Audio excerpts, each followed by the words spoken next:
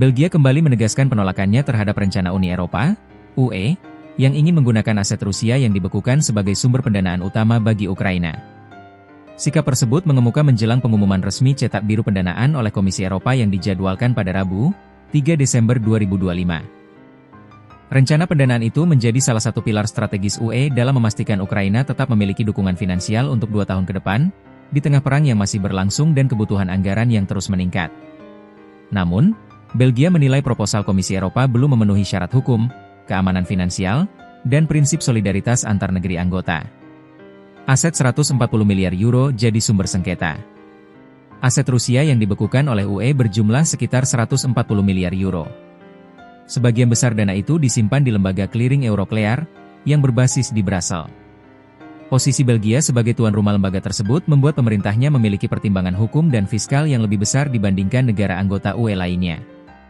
Komisi Eropa telah menyusun skema pinjaman reparasi yang memungkinkan Ukraina mendapatkan dana segera, dengan jaminan pengembalian dana berasal dari reparasi perang Rusia pada masa depan. Dalam skema itu, aset yang dibekukan tidak langsung disita, tetapi dijadikan dasar untuk instrumen pinjaman. Belgia menilai mekanisme tersebut membawa risiko besar. Brussels khawatir jika Rusia menggugat secara hukum, Euroclear dan pemerintah Belgia bisa menghadapi beban finansial besar. Karena itu, Belgia menginginkan jaminan penuh dari negara anggota UE lainnya. Belgia, kekhawatiran kami diremehkan. Dalam pertemuan para menteri luar negeri NATO di Brussels, Menlu Belgia Maxime Prevot menyatakan kekecewaannya. Ia menilai Komisi Eropa belum menanggapi keberatan Belgia secara memadai. Kami merasa frustrasi karena tidak didengar. Kekhawatiran kami diremehkan, ujar Prevot, seperti dikutip Reuters. Naskah yang akan diajukan komisi hari ini tidak menjawab kekhawatiran kami secara memuaskan. Prevot menegaskan bahwa Belgia tidak menolak prinsip membantu Ukraina. Namun, ia menilai seluruh negara Uni Eropa harus berbagi risiko dan tidak membebankan konsekuensi hukum hanya kepada Belgia atau Euroclear. 3 tuntutan Belgia. Belgia menyampaikan 3 syarat utama sebagai dasar dukungan terhadap skema pendanaan tersebut. 1. Jaminan penuh dari negara UE lain atas semua biaya hukum jika Rusia menggugat penggunaan aset yang dibekukan. 2. Komitmen negara anggota untuk menyediakan dana cepat untuk membayar Rusia, jika pengadilan internasional memenangkan gugatan Moskow. 3. Negara lain yang juga menyimpan aset beku Rusia wajib ikut menyumbang dana bagi Ukraina, tidak hanya mengandalkan lokasi penyimpanan di Belgia. Menurut Prevot, 3 tuntutan ini bukanlah tak teratasi.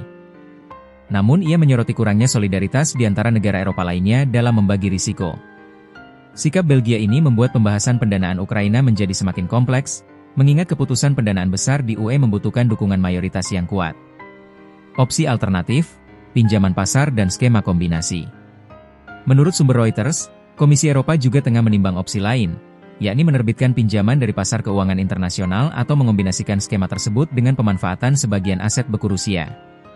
Pendekatan pinjaman dianggap sebagai opsi cepat, terutama karena pertimbangan hukum terkait aset Rusia masih menjadi perdebatan panjang. Meski begitu, opsi ini menimbulkan kekhawatiran baru, negara-negara UE harus menanggung pembayaran utang pada masa depan. Kompleksitas diskusi bertambah setelah rencana perdamaian 28 poin yang didukung Amerika Serikat memasukkan gagasan penggunaan sebagian aset dalam instrumen investasi gabungan AS Rusia. Hal ini membuat pergerakan UE harus lebih berhati-hati untuk menghindari kebingungan kerangka hukum atau pertentangan kebijakan dengan negara mitra. Sebagian besar negara Eropa tetap ingin gunakan aset Rusia. Meski Belgia keberatan, sejumlah negara anggota UE lainnya tetap mendorong penggunaan aset Rusia sebagai sumber utama pendanaan. Mereka menilai opsi tersebut lebih adil dan lebih efektif daripada menambah beban fiskal negara masing-masing melalui utang baru.